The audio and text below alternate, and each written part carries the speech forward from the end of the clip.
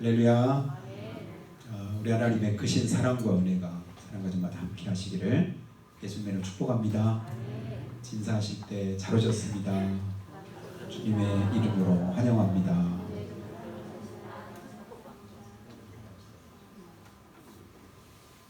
여러분 왜 오셨습니까? 주일인데 왜 오셨나요? 이 자리에 왜 계시나요? 예배는 뭐 하려고 드릴까요? 하나님 앞에 헌신하고 충성하는 우리의 삶의 모든 근거가 여러분 어디에 서 있는가를 다시 한번 생각하면 좋을 것 같습니다. 어떤 분이 그런 말을 했던 것이 제 귀에 아직도 쟁쟁한데요. 교회 오니까 구원에 관해서 말씀을 하는데 어쩜 그렇게 구원에 관해서 한 달 내내 구원에 관한 얘기만 하냐. 미치겠다. 그러니까 사람이 우리가 살아가다 보면 미칠 일이 진짜 많은 것 같아요. 미칠만 해서 미친 게 아니라 아무것도 아닌 일에 미치려고 하는 거 보니까 저는 진짜 미치겠어요. 아니 미칠 걸 미쳐야지. 안 미칠 걸 가지고 미쳤다고. 여러분 미친 사람이 보면요 자기가 미쳤다고 안 해요. 누구 보고 미쳤대요? 너 보니까 이상한 것 같은데 오히려 이렇게 말할 때가 많은 것 같아요. 그러니까 세상이 미쳐 돌아가니까 정상인 게 미친 것 같아요. 비정상이 정상 같아요. 뭔가 잘못돼도 한참 잘못된 거예요. 그래서 오래전에 말씀한 것처럼 쇼윈도우에 여러 상품들을 이제 진열을 해놨는데 각각에 맞는 그런 이제 상품의 그런 가격표가 있잖아요. 근데 어느 날 누군가 그 가격표를 다 떼가지고 뒤죽박죽 막 붙여놓은 거예요. 비싼 거에는 싸게 붙여놓고 싼 거에는 비싸게 붙여놓고. 그래 가격표만 보면 뭐가 비싼지 뭐가 싼지를 모르겠는 거예요. 그래서 가격표만 보고 비싼 거다 가지고 들고 다니는데 보니까 값싼 거예요. 싼 건데도 불구하고 그렇게 이제 가격표만 보고 판단을 잘못하는 거예요. 우리가 세상을 살아가는 우리의 모습을 영적으로 빗대어서 그렇게 말합니다. 세상이 요지경이라고 말할 때 원수 마귀가 사람들의 눈에 뭐 하겠어요? 눈을 가린 거예요. 그래서 진짜 가치 있는 걸 분별을 못하죠. 가치 없는 것에만 눈이 번쩍 뜨이는 거예요. 그래서 야 이거다 라고 잡고서 나중까지 한참 있다 보니까 아무런 쓸모없는 것인 거예요. 근데 이거는 진짜 하찮은 것이고 아무것도 아니다라고 여겼는데 나중에 보니까 진짜 그게 가치 있는 거예요. 제일 대표적인 게 미국의 52개 주인가요? 그 주 가운데서 하나님 알래스카주라고 여러분 들어보셨나요? 알래스카. 본래는 옛 구소련의 땅이었습니다. 얼음으로 거의 뒤덮인 그런 곳이라고 해요. 별 가치도 없고 뭐 얼음으로만 뒤덮였으니까 아무런 쓸모도 없는 땅이라고 여겨가지고 요즘으로 말하면 아주 헐값에 미국이 샀던 거예요. 근데 수십 년 지나고 보니까 눈에 보이지 않던, 드러나지 않던, 알지 못했던 지하자원이 무궁무진한 거예요. 그냥 세상 말로 말하면 노다지가 거기 있는 거예요. 이야, 이 귀한 거예요. 이 보물덩어리. 보물덩어리를 가짜는 것으로 알고 그냥 그렇게 파는 거예요. 그때는 몰랐지요. 지나고 보니까 그런 거예요. 여러분 저는 믿음이 그렇다고 생각이 됩니다. 당연한 질문을 제가 여러분에게 드렸죠. 왜 오셨습니까? 예배를 왜 드리십니까? 하나님 앞에 왜 헌신하고 충성하시나요? 아까운 돈을 왜 하나님 앞에 매주마다 헌금하시나요? 이유는 한 가지입니다. 세상 사람들이 알지 못하는 그 가치를 우리가 알기 때문에 그렇습니다. 그들이 볼 수 없는 것을 우리는 볼 수 있기 때문에 그렇습니다. 그들이 인정하지 않는 것을 우리 인정하는 믿음을 가지고 살기 때문에 그렇습니다. 여러분 우리가 받은 그 구원이 얼만큼 가치 있게 여겨지느냐에 따라서 우리의 삶의 행동이 달라지는 거예요. 바뀌어져요. 예전에 제가 주머니에 한 2만 원 이상만 주머니 들어가면 그냥 항상 이게 신경이 쓰인다고 오래전에 했는데, 요즘에는 뭐 현금 자체를 가지고 다니지 않으니까 별반 신경 잘 안 쓰는데요. 1,000원짜리 몇 장 있을 때는 주머니가 별로 신경 안 써요. 그 신경 별로 안 써도 잘 빠져나오지도 않는데, 근데 10,000원짜리가 주머니 있을 때는 자꾸 손이 주머니로 가요. 혹시라도 빠져나오면 어떡하지? 혹시라도 없어지면 어떡하지? 여기에 신경이 쓰이는 거예요. 왜 그럴까요? 가치가 조금 더 있다고 느끼니까 그런 거예요. 믿음이 가치 있다고 여겨지면 믿음에 맞춰서 내 삶이 거기를 향하게 됩니다.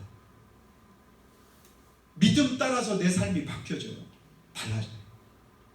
그렇다면 내가 이 세상을 가장 가치 있게 여기는 것, 그게 뭘까? 이 시간 여러분이 그 질문에 대한 답을 다시 한번 확인할 수 있기를 주님으로 축복합니다. 세상에서 가장 가치 있는 것, 그게 뭘까?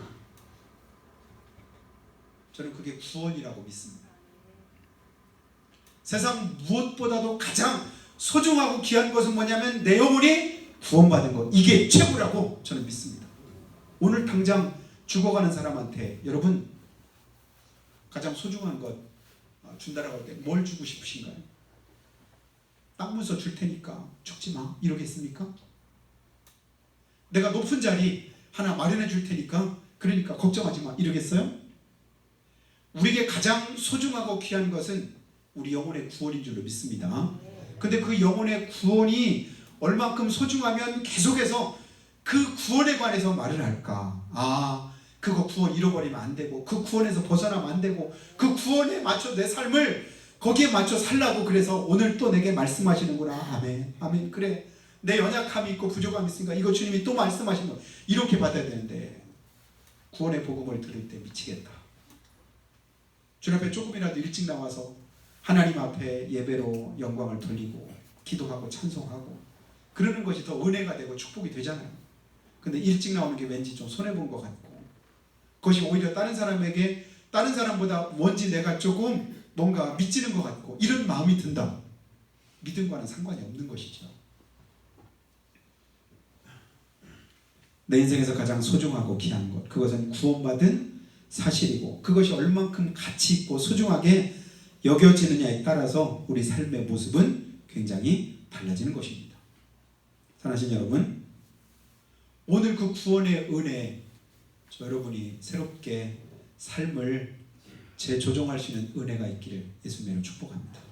거기에 맞춰서 우리 삶이 살아가다 보면 우리가 그동안 바라고 원하고 기대하고 또 소망하는 일들이 그 안에서 사실 다 이루어집니다. 여러분, 구원할 때 반드시 우리가 바라보게 되는 분이 누구예요? 예수님이시고 우리 하나님이시잖아요. 구원이 그냥 단순하게 구원 이것으로 끝이는 것이 아닙니다. 그 구원에 담긴 의미가 너무도 큰 거예요. 근데도 내가 구원의 은혜 가운데 있고 구원의 은총 가운데 있고 그 속에서 살아감에도 불구하고 그 사실을 잘 인식하지 못할 때가 많습니다. 어떤 사람이 생선 가게에 가서 조기를 이렇게 막 고르고 있는데요, 조기를 하나 들어가지고 이렇게 냄새를 이렇게 맡아봅니다. 그랬더니 생선 장수가 손님한테 화를 내면서 무슨 남의 생선을 가지고 이렇게 냄새를 이렇게 맡아보냐고 뭐라고 했습니다. 그러니까 이 사람이 뭐라고 말을 하냐면, 생선 냄새를 맡아본 게 아니라 생선한테 요즘 바다 소식이 궁금해서 내가 물어본 거라고. 그러니까 대답이 좀 재밌잖아요. 그러니까 이 사람이 이제 생선 장사가 허허 웃으면서 별 싱거운 사람 다 있네. 그러면서 이렇게 물었습니다. 그래, 뭐라고 합니까? 응? 생선이 뭐라고 합니까? 그랬더니 이 조기가 하는 말이, 바다를 떠나온 지 일주일이 지나서 바다 소식을 잘 모르겠다고. 이게 무슨 말인지 여러분 아셔요? 생선이 싱싱하지 않다. 일주일도 더 된 싱싱하지 않은 거, 그래서 냄새 한번 상했나 안 했나 맡아봤더니 주인이 뭐라고 하니까 이 사람이 그렇게 대답을 한 거예요. 내가 하나님의 은혜에서 멀리 떠나 있고 성령의 은혜 가운데서 내가 떠난 지 오래됐는데도 불구하고 내가 깨닫지 못할 때가 있습니다. 내가 하나님의 은혜 가운데 있는 줄로, 하나님의 축복 가운데 살아가는 줄로, 그렇게 착각하며 살아가면 그 삶 자체가 허비되고 그 삶 자체가 참으로 딱할 수밖에 없는 사실을 우리가 영적으로 깨닫게 되기를 예수님의 이름으로 축복합니다. 내가 지금 하나님의 은혜 가운데 있는가? 그 구원의 은총 가운데 있는가? 하나님의 축복 가운데서 살아가는가? 한 20여 년 전에 우리나라 이수연이라고 하는 학생이 일본으로 유학을 갔는데 전철역에서 일본 사람이 그 밑으로 떨어진 거예요. 기차가 좀 있으면 올 텐데. 그러니까 아무도 거들떠보지 않는데 이 학생이 우리나라 사람도 아닌데 일본 사람을 구하려고 들어갔다 그 사람을 구하고는 자기가 열차에 치여서 죽었습니다.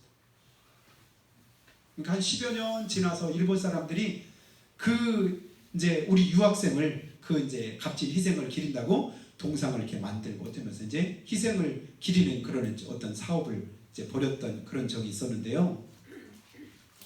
누군가를 위해서 자기 목숨을 아낌없이 내놓는 것, 이것이 결코 쉬운 일이 아니죠. 그런데 의미로 따지면 얼마나 값지고 귀한 일인지 모릅니다. 그 사람이 어떻게 됐든. 근데 기껏 구해봤더니 어때요? 그 사람이 나중에 못된 짓만 하고 사람답지 못한 어떤 일들을 행했다고 하더라 라고 한다면 이 사람의 희생은 참으로 무가치한 희생이 될 수밖에 없습니다. 사람이 누군가를 대신해서 희생당하는 것도 참으로 안타깝고 귀한 일일진데 하나님의 아들이신 창조자 우리 예수님께서 우리를 대신해서 이 땅에 내려오셨습니다. 그리고 십자가를 지셨습니다. 거기서 고난당하시고 물과 피를 다 쏟으셨습니다. 그리고 나서 우리에게 주신 것이 뭐냐면 그게 바로 구원이에요. 여러분 믿기만 하면 구원받습니다. 쉬운 것 같지만 그 쉬운 것을 우리에게 주시기 위해서 우리 주님께서 치르신 대가는 너무도 가혹합니다. 너무도 값진 것입니다. 가혹한 희생을 치르고 나서 우리를 쉽게 구원해 주려고 나는 힘든 길 가고 어려운 길 가고 고생하지만 내 자식들은 그래도 조금이라도 편했으면 좋겠다. 이게 이제 부모의 마음이긴 하죠. 왜냐하면 사랑하니까. 여러분 사랑하는 자녀에게 차 조심해라. 위험하니까 어디 가면 차 조심해. 그 소리를 한 번만 하는 부모 있을까요? 내가 전에 말했지. 차는 조심하는 거야. 건강 조심해야 돼. 추울 때는 한 번씩만 딱 한 번. 왜냐면 한 번 말했으니까 그대로 들으라. 그렇게 하고 맙니까? 사랑하는 사람에게일수록 뭐예요?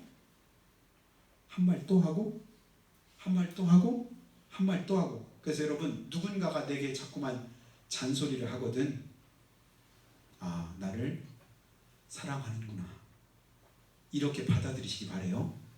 사랑하지 않으면요 관심도 없습니다. 사실은 말도 안 하지요. 근데 자꾸만 했던 말 또 하고 하는 이유는 뭐냐면 사랑하니까 혹시라도 그렇게 말해주지 않으면 그렇게 얘기 않으면 어떤 어려움을 겪을까 싶어서 또 그렇게 말을 하는 거예요. 근데 우리는 그것을 귀찮아할 때가 많습니다. 그것을 싫다고 여길 때가 많습니다. 근데 사도 바울이요 빌립보서 3장 1절에 보니까 뭐라고 말하냐면 내가 같은 글을 쓰는 것은 내게는 수고로움이 없고 너에게는 안전하니라. 같은 말을 쓰는 것은 이 같은 말이 뭐예요? 주님 안에 거해라. 믿음 안에 거해라. 하나님의 뜻대로 살아라. 하나님 앞에 내 삶을 맞추고 주님께서 내게 주신 그 표대를 바라보면서 믿음으로 살라고 하는 그런 믿음의 삶을 권고하는 그런 말들이에요. 그런 말들을 계속 반복해서 서신서가 13권이나 있는데 같은 말들이 얼마나 많은지 몰라요. 또 말하고 근데 같은 글을 쓰는 것은 얼마나 피곤합니까? 또 한 말 또 하는 게 결코 쉽지 않잖아요. 그런데 또 하게 돼요. 왜냐하면 걱정되니까 사랑하니까. 그래서 그 글을 또 썼습니다. 그런데 힘들고 어려운데도 그걸 수고로 여기지 않는 거예요. 왜냐하면 사랑하니까. 일만 스승은 있으되 아비는 적도다. 일만 스승은 있는데 아비된 적 없다고 한탄하던 그 바울의 심정은 뭐냐면 부모의 심정으로 가르치는 사람들은 많은데 그 가르침 자체는 사랑이 없습니다. 메말라 있어요. 근데 아버지의 마음을 가지고 그 심정으로 행하다 보니까 한 말 또 하고 또 하고, 그런데 그것이 내게 수고로 느껴지는 게 아니라 당연한 것으로 여겨지고, 그리고 또 성도들에게는 뭐라고요? 안전하니라. 지난주에 여러분의 영혼은 안녕하십니까? 평안하십니까? 제가 한번 여러분에게 인사 한번 여쭙지 않습니까? 여러분, 우리의 구원이 평안한가요? 안녕하신가요? 육신적인 안부만 묻는 것이 아니라 내 영혼의 안부를 한번 물어보는 거예요. 내가 오늘도 영적으로 안전한가? 안녕한가? 주님 안에서 바른가? 왜냐하면 다른 어느 것보다 이건 훨씬 더 귀하고 소중하기 때문에 그렇습니다. 만왕의 왕이신 예수님께서 우리가 아직 죄인 되었을 때 내 대신 지신 것이 십자가고, 그 십자가로 말미암아 우리가 구원 얻는 하나님의 자녀됨을 이루어 주셨습니다. 어느 때 사랑하셨다고요? 죄인 되었을 때. 여러분, 예수님이 어느 때 십자가를 지셨대요? 내가 죄인 되었을 때. 어느 때 나를 구원하시기로 작정하셨대요? 아무런 자격이 없을 때, 가치 없을 때. 그때가 언제입니까? 허물과 죄로 죽었을 때, 본질상 진노의 자녀였을 때, 하나님과 원수됐을 때. 여러분, 그보다 더한 사람 있을까요? 하나님과 원수랍니다. 진노의 자녀랍니다. 허물과 죄로 이미 죽었답니다. 아무것도 선을 행하는 자 없으니 하나도 없도다.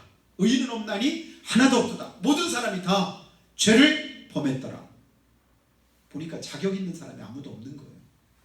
근데 그때 그럼에도 성부, 성자, 성령의 그 하나님께서 우리를 향한 구원의 계획을 성자 예수님을 통해서 이루신 겁니다. 그래서 우리는 하나님을 뭐라고 불러요? 하나님은 사랑이시다. 아니, 그렇게까지 사랑하실 수 있을까요? 그렇게까지 하나님께서 그 대가를 지불하실 수 있을까요? 그럴 수 있습니다. 왜요? 하나님은 사랑이시니까. 그걸 우리는 어떻게 받아요? 그냥 아무렇지도 않게 받으면 안 됩니다. 그러면 하나님의 사랑을 모르는 자죠. 우리가 받는 것은 어떻게 받냐면 은혜로 받아야 될 줄로 믿습니다. 하나님 은혜로 받았습니다. 구원을 뭘로 받아요? 은혜로 받았습니다. 하나님께서 우리에게 주시는 축복을 뭘로 받아요? 은혜로 받습니다. 오늘 하루의 삶을 우리가 무엇으로 받습니까? 은혜로 받습니다. 우리 모든 삶은 한 가지로 답해도 전혀 틀림이 없는 줄로 믿습니다. 무엇으로 받아요? 은혜로. 은혜라는 게 무슨 말인가 여러분 아시잖아요? 자격 없는데, 받을 만한 자격이 없는데 받는 것을 은혜라고 합니다. 자격이 있어서가 아니에요. 누가 자격이 있어서 예수 믿나요? 자격이 있어서 하나님의 은혜 가운데 거하나요? 은혜로 하나님께서 우리에게 주셨는데, 자격 없는 사람에게 주시는 그 은혜에 대해서 오늘 뭐라고 말씀을 하냐면요, 20절 다시 한번 보면, 율법의 행위로 그 앞에 의롭다 하심을 얻을 육체가 없나니. 여러분, 율법의 행위로는 이건 뭐냐면 하나님의 말씀대로 살아서 그 말씀대로 지켜서 의롭게 될 수 있는 사람이 있다 없다? 없다. 성경 말씀에 비춰보니까 하나님의 말씀 앞에서 구원받을 자가 한 명도 없다. 이 선언이 율법의 행위로 의롭다함을 받을 자가 없다, 이 말인 거예요. 그리고 그 다음 절에 21절에 이제는 율법에 하나님의 한 의가 나타났으니. 율법으로 안 되니까, 구원받을 자가 없으니까 율법 말고 하나님께서 한 의를 우리 가운데 보내주셨는데, 그 의가 뭐냐? 22절입니다. 곧 예수 그리스도를 믿음으로 말미암아. 무엇을 믿음으로? 예수 그리스도를 믿음으로 말미암아. 모든 믿는 자에게 미치는 하나님의 의니, 예수 그리스도로 말미암아 모든 사람에게 하나님께서 의로움을 주시는데, 우리를 원래 죄인인데 의롭다는 게 뭐예요? 칭의를 말합니다. 죄 없다. 죄 없는 것을 여겨주는 거예요. 죄가 없는 게 아니에요. 죄를 덮어주시는 거예요. 죄를 소멸시켜 주시는 거예요. 죄를 탕감해 주시는 거예요. 없는 것으로 하나님이 여겨주시는 거예요. 그냥 말로만 그게 되나요? 아니에요. 대가를 주님이 지불하셨습니다. 그게 십자가의 은혜입니다. 십자가에서 대가를 지불하시고 나서 내가 네 대신 값을 지불했다, 이렇게 말씀을 하시는 거예요. 근데 그 구원의 은혜를 말씀할 때 22절 끝부분에 뭐가 없다고 말해요?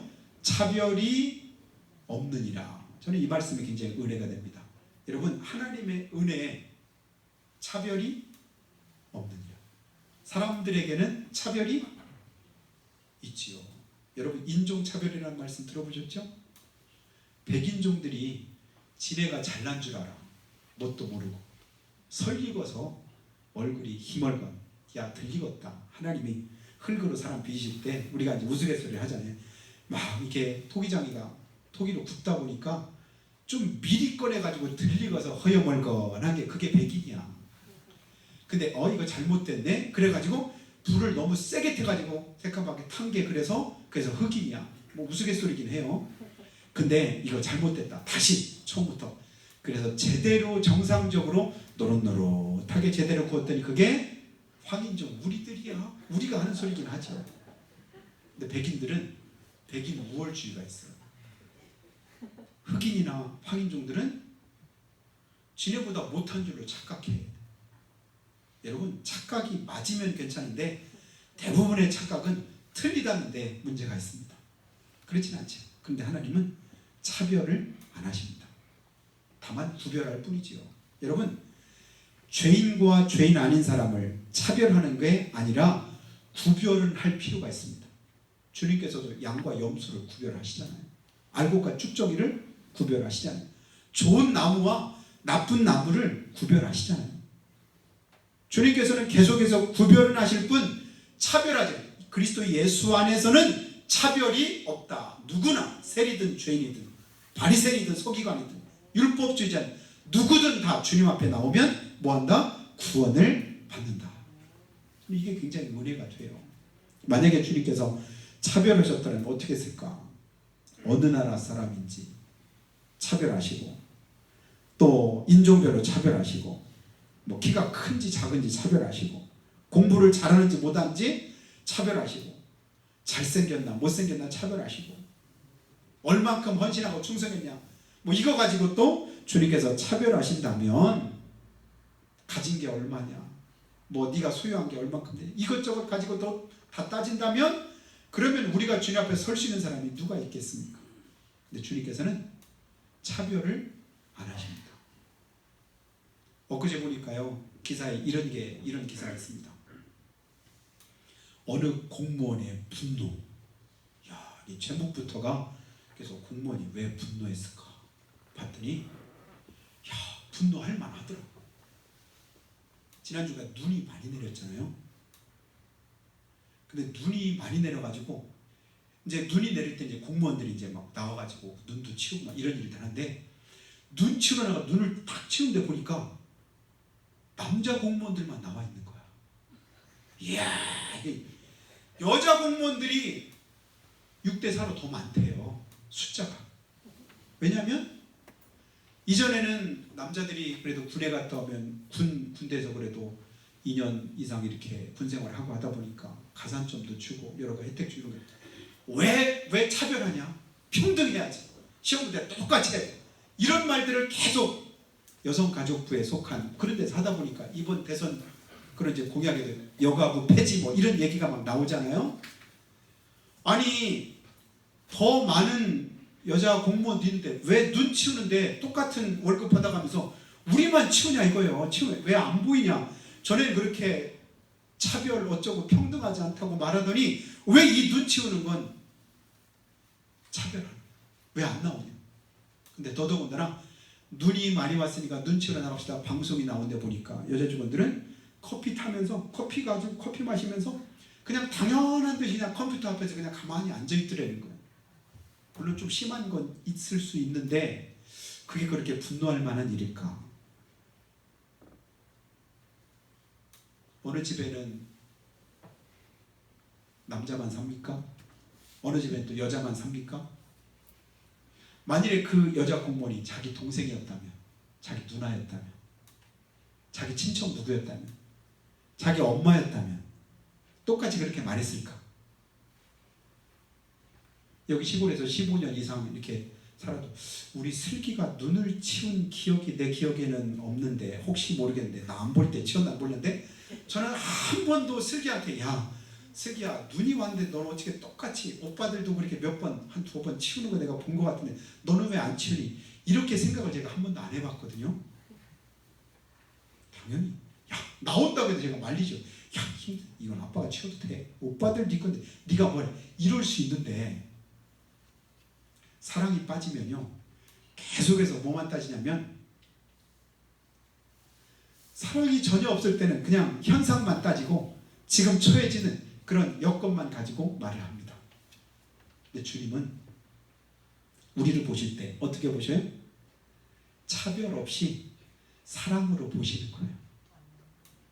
여러분, 바리새인들이 더 깨끗하고 거룩할까요? 세리나 죄인들이 더 깨끗하고 거룩할까요?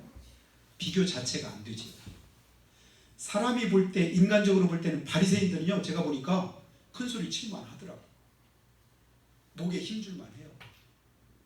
어디 가서 자신 있게 말할 수 있어요. 왜냐하면 예수 믿으려면 이렇게 믿어.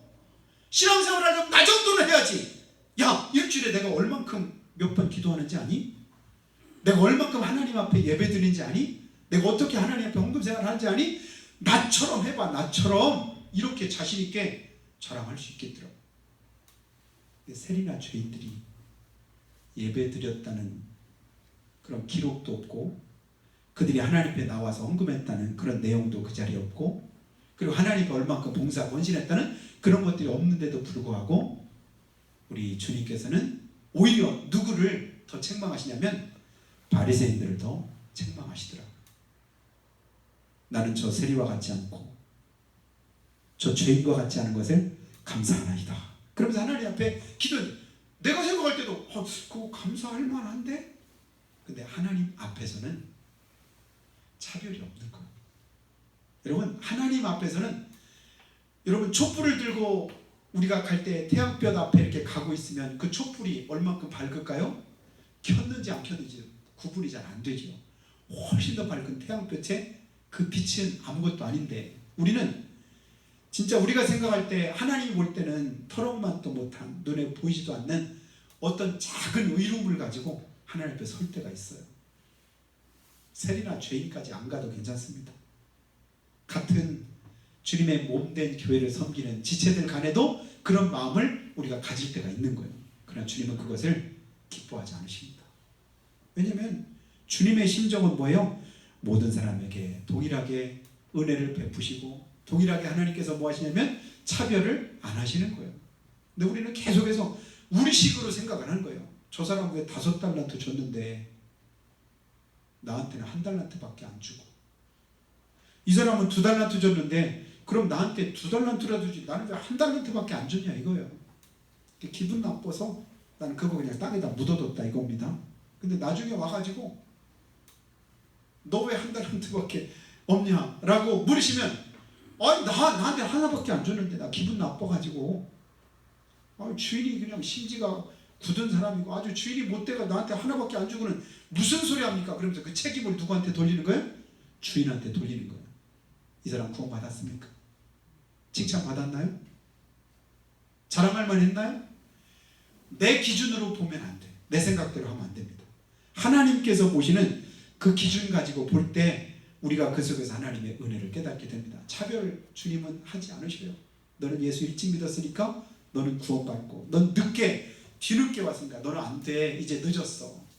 세상에는 다 기준이 있는데요, 주님의 말씀에는 믿음 안에서 그것들을 다 허무시고 누구든지 주의 이름을 부르면 구원 얻는 은혜를 주님께서 우리에게 주십니다. 여러분, 데나리온, 이제 품꾼의 비유를 통해서 예수님이 그런 말씀하셨어요. 어떤 사람이 품꾼을 부르러 갔는데 아침 일찍 갔습니다. 그래서 그 사람은 동트기 전에 일찍 와가지고, 원래는 그렇잖아요. 하루 일하려면 동트기 전부터 해질 때까지 하루 종일 하는 게 그게 정상적인 하루 품삯을 받는 사람인데, 근데 한참 있다가 새참 먹을 때쯤 가서 가고, 또 점심 먹을 때쯤 가서 또 가서 또 일꾼 불러. 나중에는 보니까 끝날 시간이 1시간밖에 안 남았는데 다 파장인데 그때 가서 또 불러보고, 나중에 품삯 줄 때 보니까 똑같이 주네? 일찍 온 사람이 기분 나빠요? 안 나빠요? 아니, 일찍부터 와가지고 아침도 못 먹고 와서 그냥 떼약볕에 진짜 땀 흘려서 힘들고 어렵게 일한 우리하고 뒤늦게 해질녘에 와가지고 1시간밖에 일 안 한 그 사람하고 어떻게 품삯을 똑같이 주냐 이거예요. 기분 나빠 죽겠네. 여러분 기분 안 나쁘세요? 주님의 마음 여러분에게 다 있는군요. 나는 그걸 때 야 진짜 기분 나쁠 것 같은데. 아니 한 대로 줘야죠. 품삯을 왜 나한테 한다는 그 사람한테 제일 늦게 온 사람부터 또 품삯을 주네? 나중에 몰라도 나 몰라도 알았으니까 나중에 맨 나중에 온 사람한테 한 달란트 한 데나리오 그 다음에 또 한 데나리오 똑같이 한 데나리오 나도 한 데나리오 이거 가지고 이제 주인한테 따지니까 주인이 뭐라고 해요? 야 내 것 가지고 내 맘대로 네가 무슨 너하고 나한테 한 약속이 뭐냐? 하루 품삯 아니야. 1데나리오 받을 걸 당연하게 받았습니다. 여러분 우리 모두는 예수 믿으면 얼마 받아요? 예수 믿으면 구원받습니다. 쉽게 말하는 거예요. 예수 믿으면 뭐 받아요? 구원받습니다. 일찍 믿었다고 10원 받고 뭐 태중에서부터 믿었다고 해서 11원 받고 이런 게 아니에요. 하나님은 누구든지 주 이름을 부르는 자에게 똑같은 구원의 은혜를 주님 베풀어 주십니다. 근데 우리는 자꾸만 그거 가지고 하나님 앞에 따져 묻는 거예요. 하나님이 불의하신 분인 것처럼 그렇게 여기는 거예요. 그렇지 않습니다.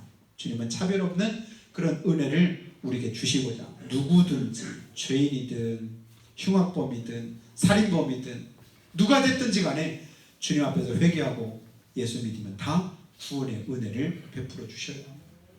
어릴 때부터 믿음 안에서 거하고 하나님의 뜻대로 살고 말씀을 살려고 몸부림치고 그렇게 주 안에서 그냥 착하고 그렇게 살아온 그런 사람에게도 하나님은 똑같은 그런 구원의 은혜를 주님이 주십니다. 그렇다면 그것은 주님에게 따질 일이 아니라 여러분 믿음 안에 거하고 주님 뜻대로 살고 하나님께 헌신하고 충성하고 믿음 생활 남보다 조금 더 열심히 잘할 수 있는 것 이것이 은혜요 축복인 줄로 믿으시기를 바라요.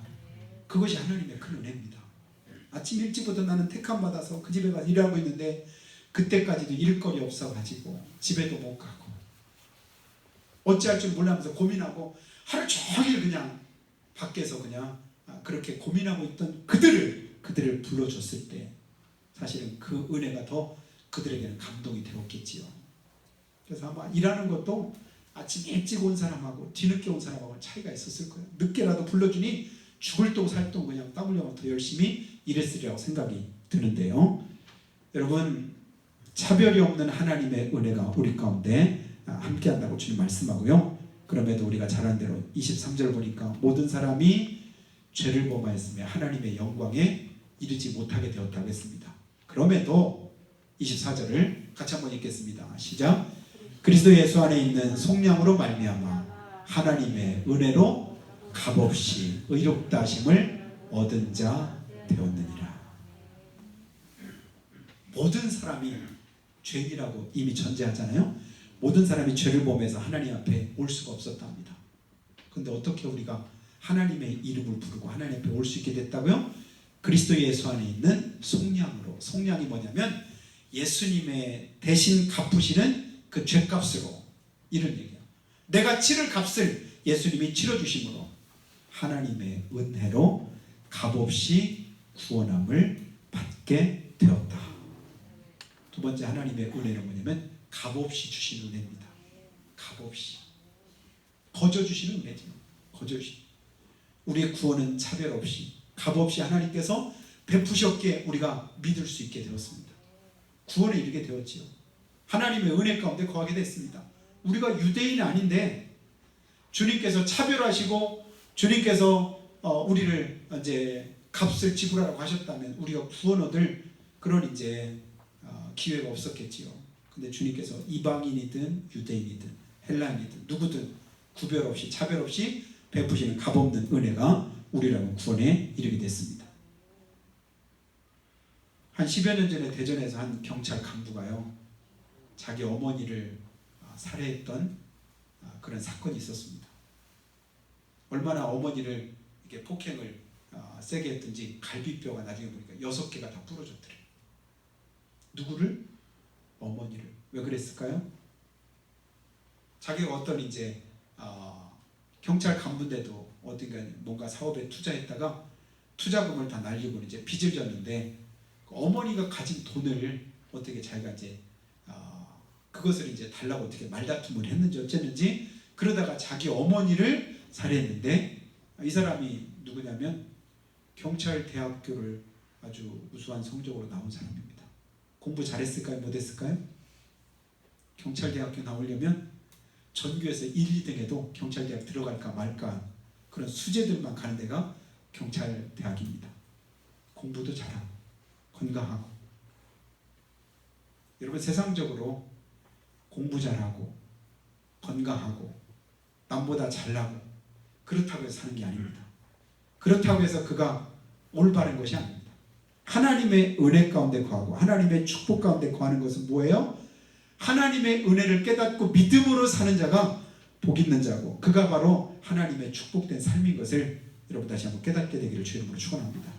세상적으로 성공했다고 똑똑하다고 그가 바른 삶을 사는 것이 아니라 믿음 밖의 삶은 아무리 똑똑하고 훌륭해도요 별것 아닌 것을 우리가 성경을 통해 깨닫게 됩니다. 주님의 은혜는 우리가 영적인 눈으로만 분별이 가능합니다. 영적인 삶으로만 하나님의 은혜를 깨닫게 됩니다. 오늘 하나님은 차별 없이 값 없이 그 은혜를 우리에게 부어주시기를 원하시고 그 은혜 속에 살아가기를 원하십니다. 이번 한 주간 살아갈 때도요 내가 자격이 없는데 주님은 이미 모든 사람이 다 죄인이라고 했고 하나님과 원수됐다고 했고 본질상 진노의 자녀라고 했고 우리가 죄인 되었을 때 십자가를 예수님이 지셨다고 하셨는데 그리고 그 말씀만 보면 아무런 우리에게 소망이 없는데 그럼에도 우리를 구원하셨습니다. 자녀 삼으셨습니다. 그리고 또 오늘 우리에게 말씀하십니다. 믿음대로 살라고 감사함으로 살라고 하나님의 축복 가운데서 우리가 거하기를 원하셔서 오늘도 말씀하십니다. 어제도 말씀하셨고 전에도 말씀하셨던 그 하나님의 구원의 은혜 오늘도 기억하고 한 주간 주 안에서 승리하시는 여러분의 삶이 다 되시기를 예수님의 이름으로 축복합니다. 우리 한번 기도할 때요 우리가 구원받은 하나님의 자녀임에도 불구하고 때로는 짐승만도 못한 삶을 살아갈 때가 있습니다. 짐승도 하지 않는 그 일을 행하고 그리고 사람으로서는 도저히 할 수 없는 그런 어떤 일들을 우리가 행하게 될 때 전도서 3장 18절과 19절의 말씀을 우리가 다시 한번 기억합니다. 인생들의 일에 대하여 하나님이 그들을 시험하시리니 그들이 자기가 짐승과 다름이 없는 줄을 깨닫게 하려 하심이라. 인생이 당하는 일을 짐승도 당하느니 그들이 당하는 일이 일반이라. 다 동일한 호흡이 있어서 짐승이 죽음같이 사람도 죽으니 사람이 짐승보다 뛰어남이 없음은 모든 것이 헛됨이로다. 인생들의 혼은 위로 올라가고 짐승의 혼은 아래 곧 땅으로 내려가는 줄을 누가 알랴. 여기까지의 말씀을 보면 사람이나 짐승이나 다를 바가 없는 것 같습니다. 그러나 우리의 혼은 위로 올라가고 짐승의 혼은 아래로 내려가는 줄을 아는 자, 그가 바로 예수 믿는 저와 여러분들인 줄 믿습니다. 우리는 그 은혜를 깨닫고 알았고 믿었기에 오늘도 그 은혜 속에 살아갑니다. 주님 앞에 서게 될 그날을 우리가 생각하고 바라보며 이번 한 주간도 믿음으로 승리케 하시고 주님의 기뻐하시는 일에 온전히 쓰임받도록 은혜를 허락해 주시라고 한 목소리로 잠깐만 기도하겠습니다. 걸어가신 아버지